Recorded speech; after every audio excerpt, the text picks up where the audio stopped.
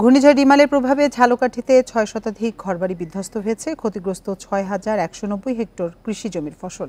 এ নিয়ে বিস্তারিত জানাতে ঝালকাঠি থেকে আমাদের সাথে যোগ দিচ্ছেন সহকর্মী আব্দুর রহিম রেজা। রেজা, আবহাওয়া অফিসের ব্রিফিংয়ে যেমনটি জানানো হচ্ছিল যে উপকূলীয় এলাকা এখনো অশান্ত রয়েছে এবং সেখানে ৩ নম্বর স্থানীয় সতর্ক সংকেত জারি রয়েছে এখনো। আপনি কি পরিস্থিতি দেখছেন সেখানে?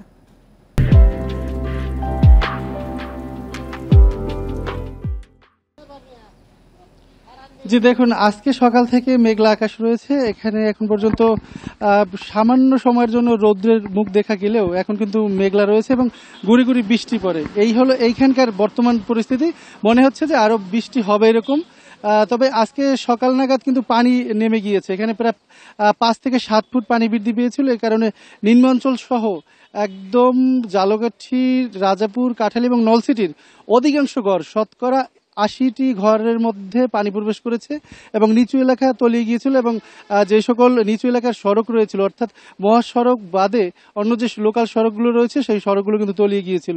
এ কারণে কিন্তু কালকে সকাল থেকে আজকে সকাল পর্যন্ত খুবই জনদুর্ভোগ আমরা লক্ষ্য করেছি এবং বিভিন্ন জায়গায় আমরা দেখেছি যে মানুষ আসলে গৃহবন্দী হয়ে পড়েছিল। সকালে পানি নেমে যাওয়ার পর থেকে কিন্তু এখন জনজীবন স্বাভাবিক হতে চলেছে।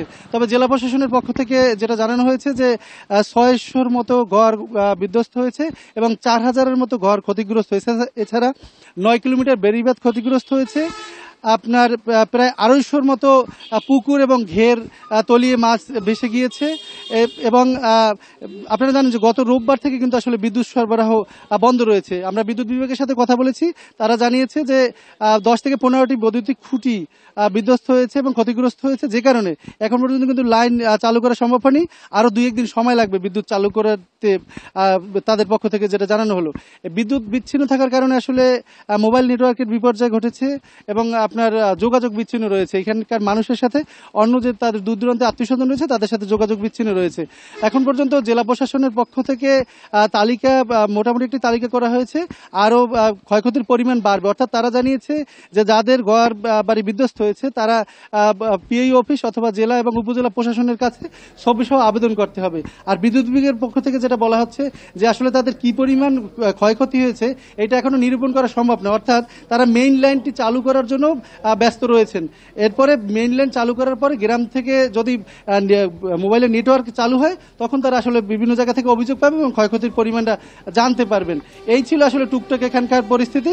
আর পানিটা যদি আজকে জোয়ার এখন আবার শুরু হবে, পানি আজকে বোঝা যাবে আসলে যে পরিস্থিতি স্বাভাবিক নাকি পানি আরো বাড়বে।